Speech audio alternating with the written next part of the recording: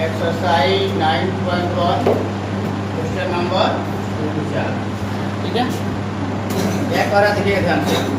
भूमि के एक बिंदु से जो एक मीनार के पास बिंदु से 30 मीटर की दूरी पर है। देखिए सबसे पहले एक मीनार है, ठीक है, ये आपका एक मीनार है। ये मीनार कहाँ खड़ा रहता है? भूमि पर। कहाँ खड़ा रहता है? भूमि पर। क्वेश्चन क्या कर रहा है? भूमि के एक बिंदु से, ये आपका एक भूमि है, धरती है, यहाँ एक बिंदु है, मान लीजिए ये वाला बिंदु है। एक बिंदु से जो मीनार के पास बिंदु से 30 मीटर की दूरी पर है बाबू, इसको बोलते हैं शीर्ष, इसको बोलते हैं पाद बिंदु।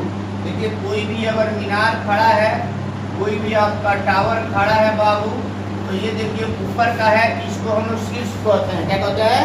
शीर्ष कहिए या शिखर कहिए, दोनों बात क्या है? सेम है।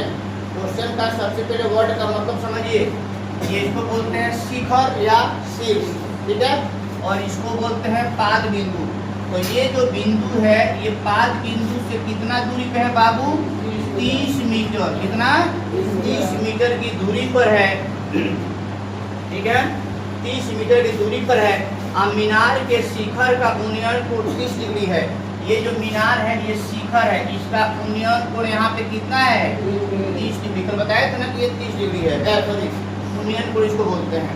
अब आपसे क्या पूछ रहा है कि मीनार की ऊंचाई ज्ञात कीजिए। इसमें जो आपका मीनार है बाबू, इसका ऊंचाई ज्ञात कीजिए। बताइए ये मीनार है कि नहीं है? अब आपको सोचना है कि इसमें क्या दिया है। ये आपका थीटा दिया है 30 डिग्री, तो इसके साथ अगर देखा जाए तो इसके जस्ट सामने ये क्या है? लंब के आधार है, लंब है। ये क्या है? तो देखिए आपको लंब पूछा है और आधार आपको दिया है। अब आपको ये सोचना है कि लंब और आधार का रिलेशन किसमें है? तो कितना होता है? 10 में। किसमें? 10 में भी होता है और कोट में भी होता है, दोनों में होता है, ठीक है। 10 में क्या होता है? लंब बटा आधार, और कोट में होता है आधार बटा लंब। रिलेशन दोनों में होता है। आप 10 से बनाइए या कोट से बनाइए, आंसर आपका क्या आएगा? सेम आएगा। आइए अब इसका नाम रख देते हैं ABC। अब आप जरा हमको बताइए, इसमें मीनार की ऊंचाई पूछा है, तो मीनार की ऊंचाई जब पूछा है तो इसमें हमको क्या निकालना है? AB निकालना है ना, AB निकालना है, क्योंकि मीनार की ऊंचाई यही ना मीनार है, और इसी की ऊंचाई पूछा है, तो ऊंचाई क्या है? AB है ना। तो लिखेंगे त्रिभुज ABC में tan थीटा, थीटा कितना डिग्री है बाबू? 30 डिग्री। हमारा फॉर्मूला क्या होता है? लंब बटा आधार। तो लंब क्या है? AB। क्या है? AB। आधार क्या है? BC। ठीक है बाबू। tan 30 का मान कितना होता है? 1/√3। AB का मान कितना है? नहीं पता, क्योंकि यही हमसे पूछा है। अब BC का मान कितना है? 30 है। अब इसको क्रॉस गुना करवाएंगे तो AB में √3 से गुना होगा, तो √3 गुना क्या होगा? AB। और 30 में 1 से गुना होगा, तो 30 है कम 30।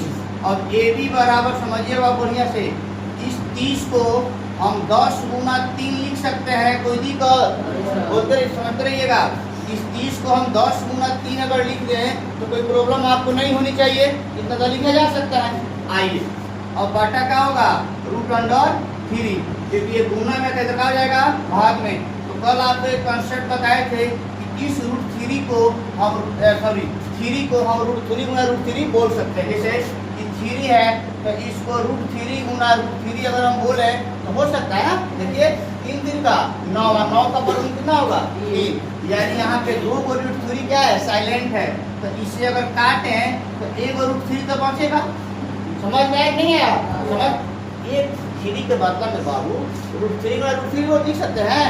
तो इस √3 से 1 कट जाएगा, 1 तो √3 बचेगा ना, तो 1 √3 बच गया। यानी AB बराबर कितना हुआ? 10√3 मीटर। तो अब यहाँ आपको यहाँ इतना लिख देने से आपको एग्जामिनर नंबर नहीं देगा बाबू। आपसे एग्जाम में क्या क्वेश्चन में क्या पूछा है? मीनार की ऊंचाई। आपसे AB नहीं पूछा है, मीनार की ऊंचाई पूछा है। तो यहाँ पर लिखेंगे मीनार की ऊंचाई इक्वल टू 10√3 मीटर। आंसर समझ में आया? किसी को कोई डाउट? क्वेश्चन समझ में आया सबको? कोई प्रॉब्लम किसी को? कोई दिक्कत नहीं ना है? ठीक है, उतार दीजिए।